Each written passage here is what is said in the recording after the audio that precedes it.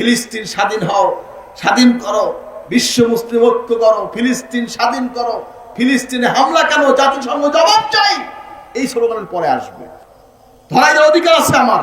আপনি বড় আলেম হওয়ার যায় বড় হইয়ান, আপনি পিছনে তাকান, তারা আমাদের ভক্ত ছিল, অথবা এই দেশের পীর মাশায়েখ আউলিয়া কেরামদের হাতে হাত দিয়ে তারা মুসলমান হয়েছে। বুঝতে হবে বাংলাদেশে পীর মাশায়েখকে বাদ দিয়া নিজেরা নতুন করে ইজ্জত করবেন, বাংলাদেশের অন্য রাষ্ট্রে চিন্তা করেন, বাংলা ছেড়ে অন্য রাষ্ট্রে চলে যান, ঠিক কিনা বলেন? বাংলাদেশ আউলিয়া কেরামের দেশ, বাংলাদেশ পীর মাশায়েখদের দেশ। আর আজকে সেই ইহুদিদের বিরুদ্ধে আমরা আওয়াজ তুলি, সেখানে নবীদের স্লোগান নেই। তুমি কি ইহুদিদের দালাল?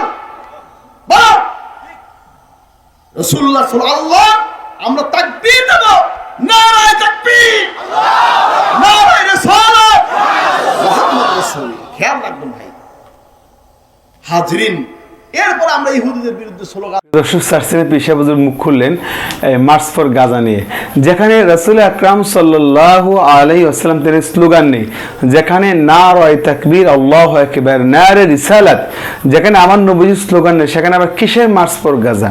মনে রাখতে হবে আগে আমাদের কালিমা রাসূল আকরাম সাল্লাল্লাহু আলাইহি ওয়াসাল্লাম তিনার মহব্বত যদি, তিনার স্লোগান যদি নাই থাকে, তাহলে কিসের